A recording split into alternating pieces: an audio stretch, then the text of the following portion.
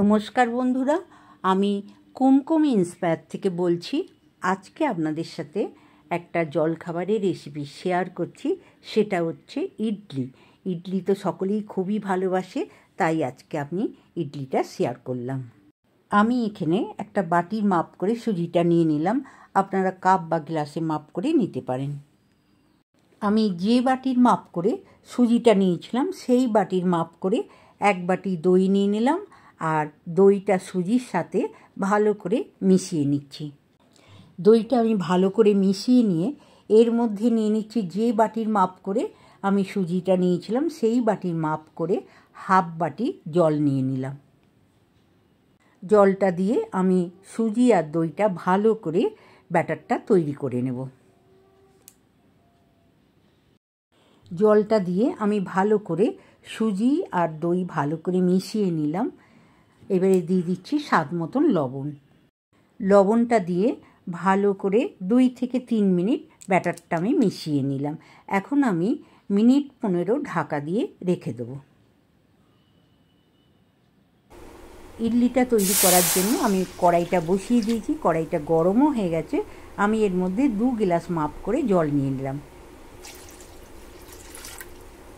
2 glass জল আমি কড়াইতে দিয়ে দিলাম। এর মধ্যে একটা স্ট্যান্ড দিয়ে জলটা ফুটতে দিলাম। আমি এখন ব্যাটারটা 15 মিনিট হয়ে গেছে, খুলে দেখে নিচ্ছি। ব্যাটারটা আমার খুব সুন্দর তৈরি হয়ে গেছে। ব্যাটারটা আমার তৈরি হয়ে গেছে। এর মধ্যে দিয়ে দিচ্ছি 1 প্যাকেট ইনো। ইনোটা দিয়ে আমি ভালো করে মিশিয়ে নেব। দেখুন ইনোটা দিতে একদম ফুলে উঠেছে, আরও সুজিটা খুব সুন্দর হালকা হয়ে গেছে। আর একটু ফেটিয়ে নিলাম। এর মধ্যে দিয়ে দিলাম সামান্য একটু গোলমরিচের গুঁড়ো। আর গোলমরিচের গুঁড়ো দিয়ে ইডলি খেতে বেশ ভালোই লাগে।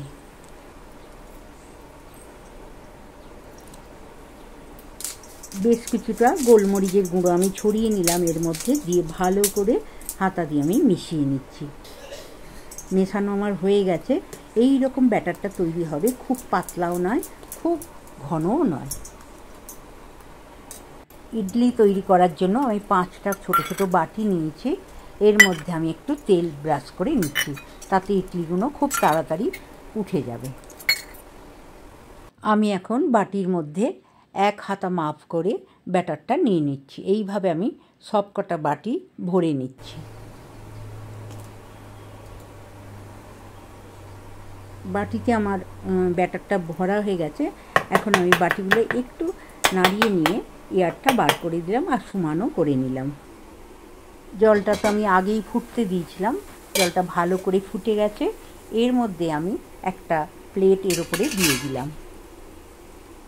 এই প্লেটের ওপর আমি বাটিগুলো একটা একটা করে সাজিয়ে দিলাম। আমি 4টে বাটি এর মধ্যে দিয়েছি, দিয়ে সাজিয়ে নিলাম।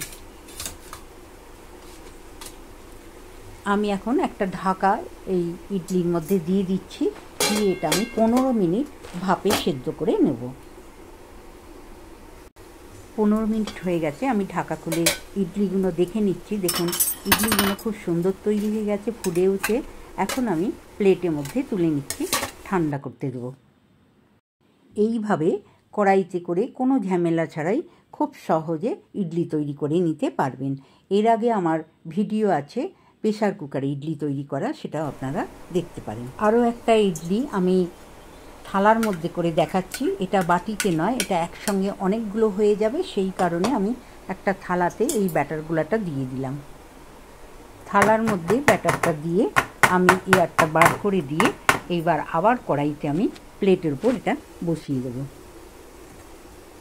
আমি এবারে প্লেটের মধ্যে এটাকে বসিয়ে দিলাম, দিয়ে আগের মতন ঢাকা দিয়ে দেবো। এটাও আমি 15 মিনিটে ভাপিয়ে নেব।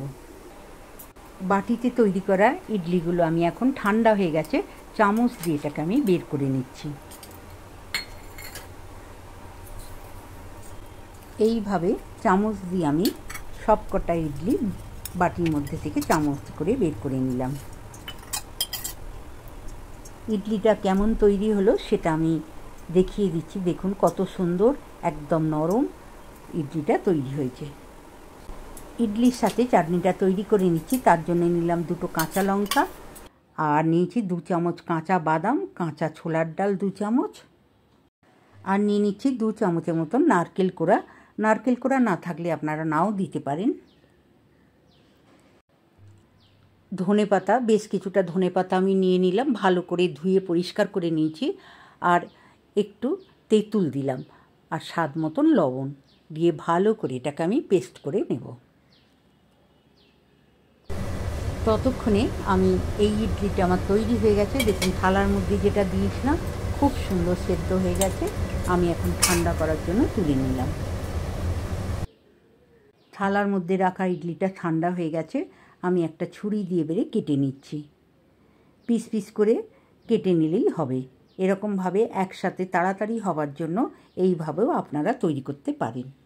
এটাও আমি কেটে দেখিয়ে দিলাম। দেখুন কত সুন্দর এটাও তৈরি হয়ে গেছে।